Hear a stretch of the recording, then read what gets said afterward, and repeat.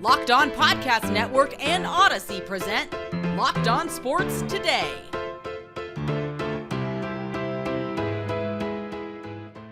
Dan Snyder and the NFL have been put on notice, and this is only the beginning. The Falcons got washed out of Carolina on Thursday night, and we highlight some of the biggest matchups to watch out for Week 10 in the NFL season. I'm Kainani Stevens in for Peter Bukowski, and happy Veterans Day.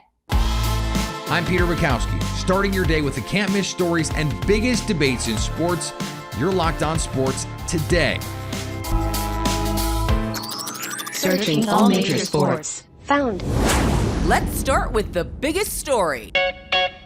Once again, we're talking Washington Commanders. Unfortunately, not a good reason necessarily to be talking about them. We bring in Locked On Commanders David Harrison because big bomb dropped today. Of course, a little bit of a preview of it yesterday. We had some idea that something was going to go down, but the Attorney General basically for Washington, D.C. has filed a civil lawsuit against the Commanders, the NFL, Dan Snyder, of course, Roger Goodell, a lot of people, because of all of the deception that we've been dealing with in terms of this investigation, because obviously there's been a lot of issues with that franchise for several years, but this is kind of the latest thing on top of it. Is this finally the last straw at this point? Or is there still more that's going to come out?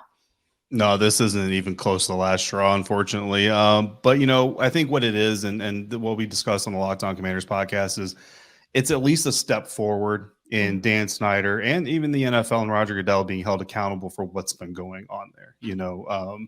Again, everything is an accusation, right? Until it's proven in some sort of court of law or whatever mechanism that Congress has to try to bring all these things to light. So this is basically just Karl Racine, the DC Attorney General, his way of compelling the Washington Commanders, National Football League, and then Dan Snyder, Roger Goodell as the entities that represent those organizations to step forward and under oath and under subpoena of court, lay everything out on the table. Now, there's going to be motions and all kinds of other things going on here, but it's at least, like I said, it's a step in the right direction. We'll see how much fruit it actually bears. But it's hard to believe, or it's hard not to believe, that this at least has something to do with the recent developments that Dan and Tanya Snyder are at least entertaining offers for the franchise at this time.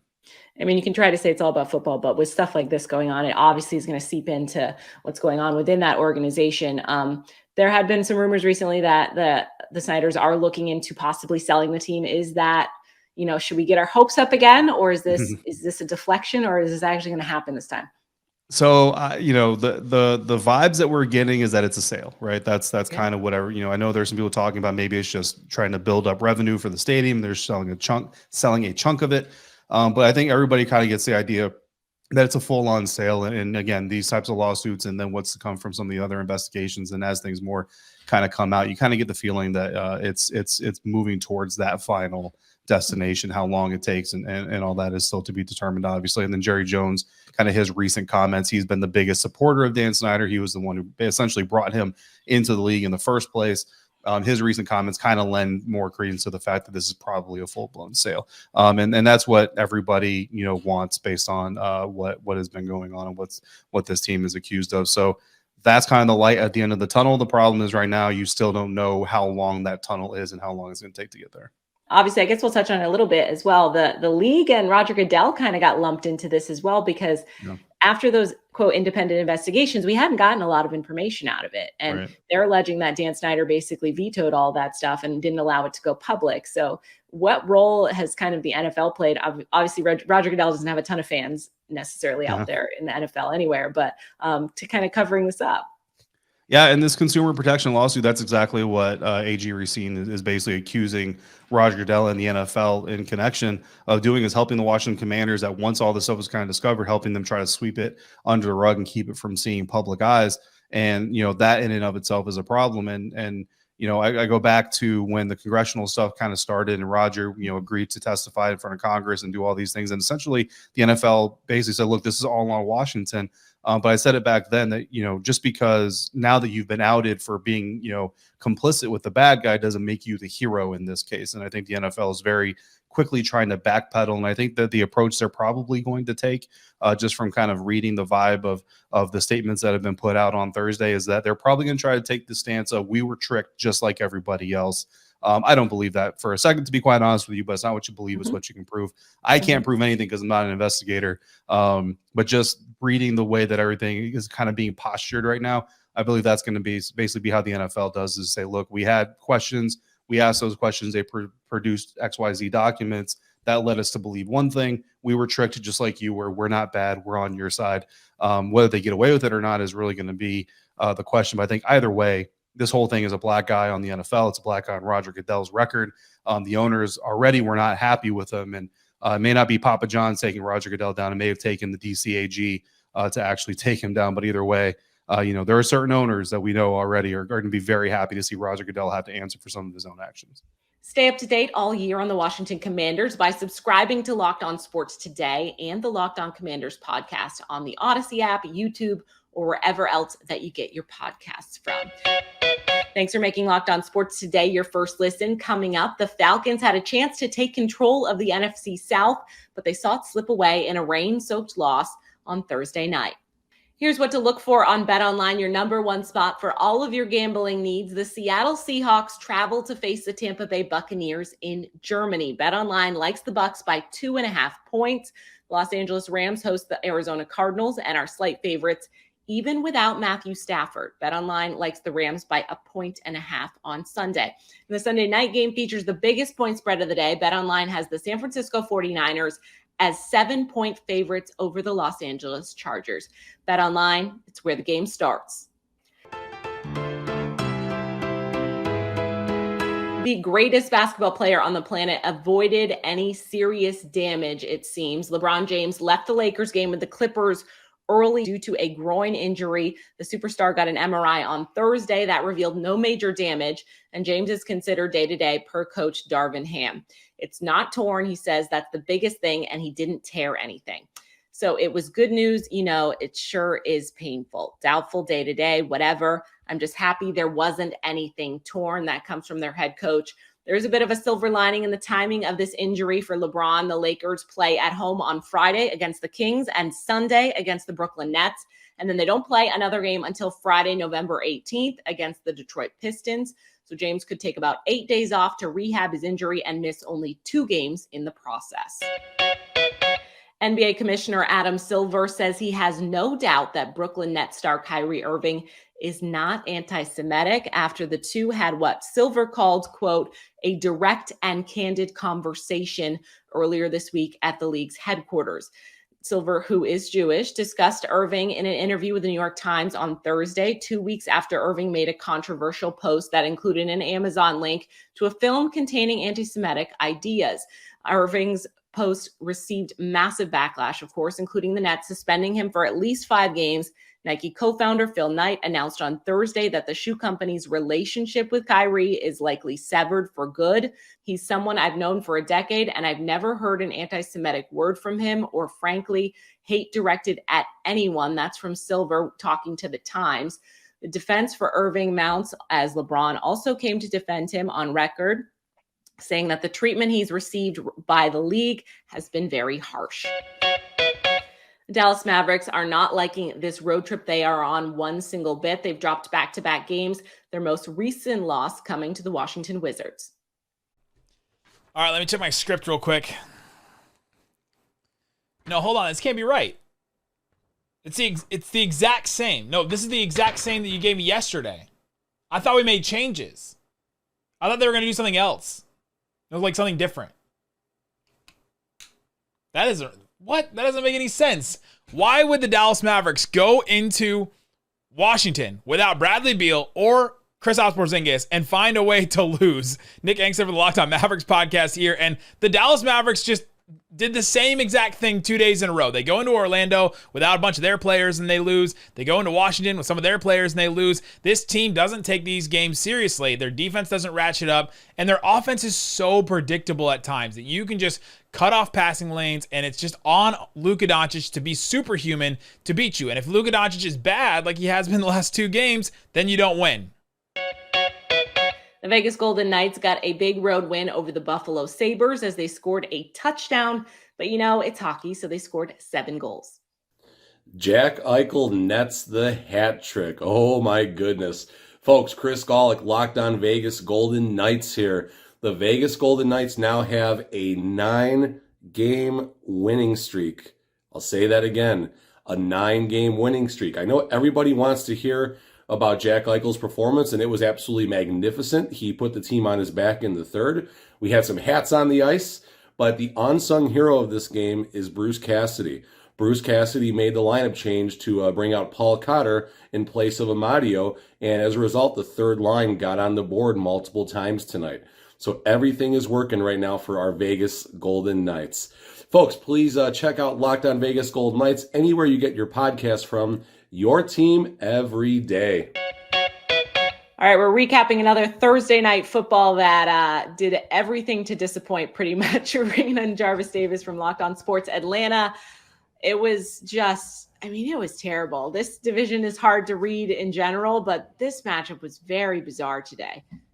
To be honest with you, Kyle, this is an easy read. This division is just terrible. It's awful. It's poopy, if I can say that word. Yep. If I can say a word that's not going to get us, kicked off this show right now. But the main thing is though, is the biggest issue for me is Marcus Mariota's play, the decision making. It just wasn't there, and to be honest with you, I've never really seen that from him. Now, we've seen it in spurts throughout this season, right?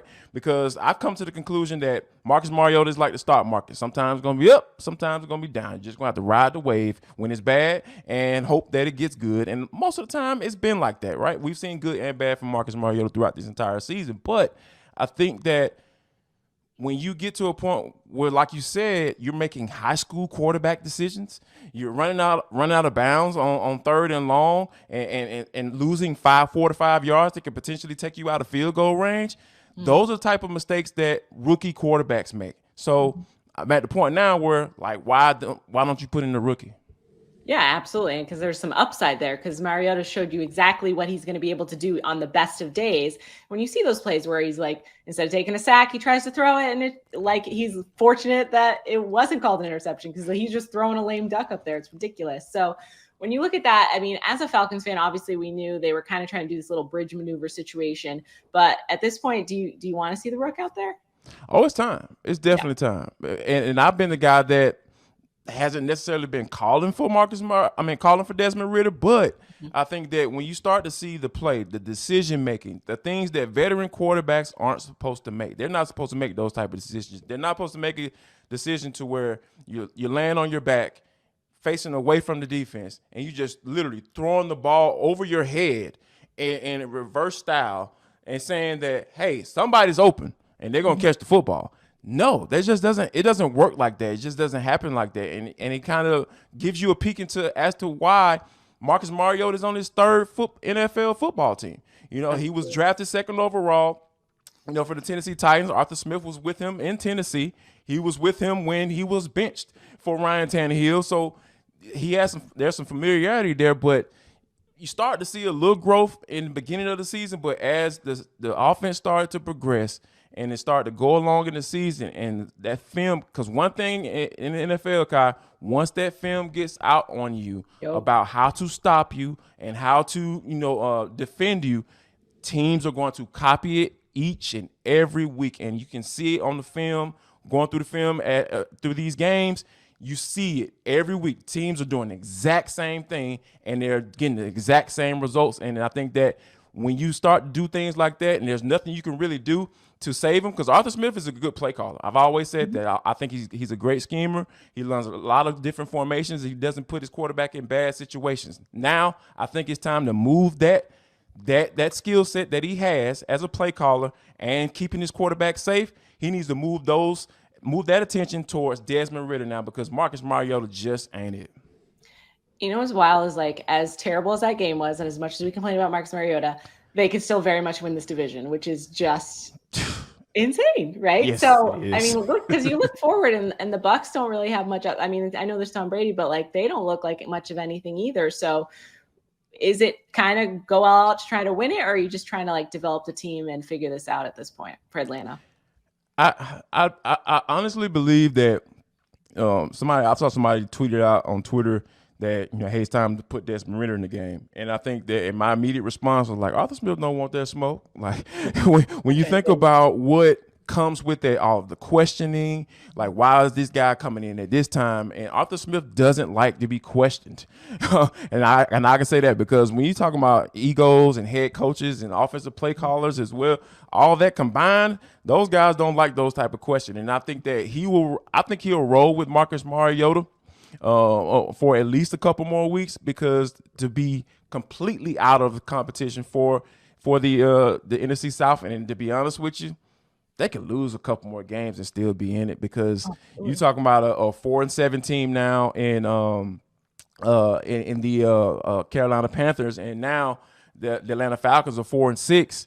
So those are some of the things that you have to kind of really just take a look at and say, yeah, we still have a chance. So, I'm not going to tank the season, so to speak, to put in a rookie quarterback. You can stay up to date all year on the Atlanta Falcons and all things sports in Atlanta by subscribing to Locked On Sports Today and Locked On Sports Atlanta on the Odyssey app, YouTube, or wherever else that you get your podcasts from. Coming up, we take a look at 3 important matchups this week in the NFL. Coming off a bye, the Pittsburgh Steelers are ready for the New Orleans Saints. Chris Carter, host of Locked On Steelers, looks at how the Steelers can attain that elusive victory. The Steelers have to do a few things. One, with TJ Watt's return and the return of DeMonte Kesey, both supposed to be happening, the defense does have to rise to the occasion. But the biggest thing I think the defense needs to do in this game is stop Alvin Kamara. Make sure that he's not a factor.